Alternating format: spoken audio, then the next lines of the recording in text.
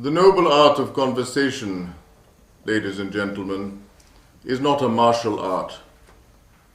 Over 40 years of my own life experience and celebrating your 50th, I just want to say that we passed through 3 phases of fear in talking to representatives of 9 faith groups as moderator of the World Conference, or the 3 Abrahamic faiths. Fear from the other, fear of the folks back home. What will they say that we have met and greeted each other? And then fear of open spaces, like this space to which I am speaking through this lens today. I want to thank Mrs. Alison van Dyck and the whole community of the Temple of Understanding, my fellow awardees, for asking me to say a few words, and I do apologize for not being with you, but I am with you in present thought and prayer. I want to say that, in the words of Thomas Tangaraj, that the dialogue of life, the dialogue of action, the dialogue of theological exchange, the dialogue of religious experience, all bring us back to 3 words: ethics, values, and morals. But what is important for me is not only to express my deep respect for the ethics, values, and morals as perceived in the tradition and the religion and faith of the other, but what is important is how do we move on to recognizing the commonalities between these ethics, these values, and these morals, and the precepts of international humanitarian law. In 2015, we should be moving toward the sequel to the so-called Millennium Development Goals. Of course, this sequel will include, as the missionary statement of the Common Task of Theology of Christian Missions has suggested, in the case of India, informational dialogue, confessional dialogue, experiential dialogue, relationships developed through friendship, and of course that means scholarly exchanges, student exchanges, youth exchanges.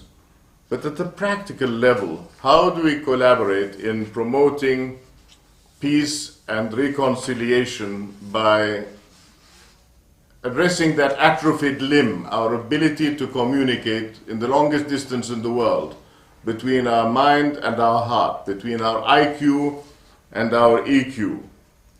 In the words of the late Archbishop Oscar Romero, peace is the generous, tranquil contribution of all to the good of all. When can we find that tranquility? When can we find that generosity?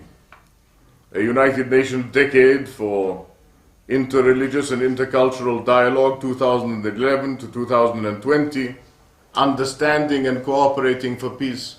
Surely understanding should be preceded by comprehension. Action-oriented faith initiatives, recent research in interfaith dialogue, all show that there is an absence of the centrality of human dignity. After more than 70 days and 700 meters under the ground, Chileans were rescued one by one. And I speak as this process is still in action. Nobody really cares what they were mining. What is important to us all is that human beings are respecting the importance of bridging the human dignity deficit. When Al Gore won his prize, his UNEP prize in Singapore, it was for global warming. I happened to win the same prize for West Asia, and I'd like to think that I won it for human warning. Human warning. It's all very well to talk about a clash of cultures, maybe a clash of different ways of doing things, but so long as we can maintain through dialogue that objectivity that allows us to differ on 8 or even 9 points out of 10, so we can look at each other in the eye once again and acknowledge the integrity of those who are not of our faith or of our persuasion, or of any faith for that matter.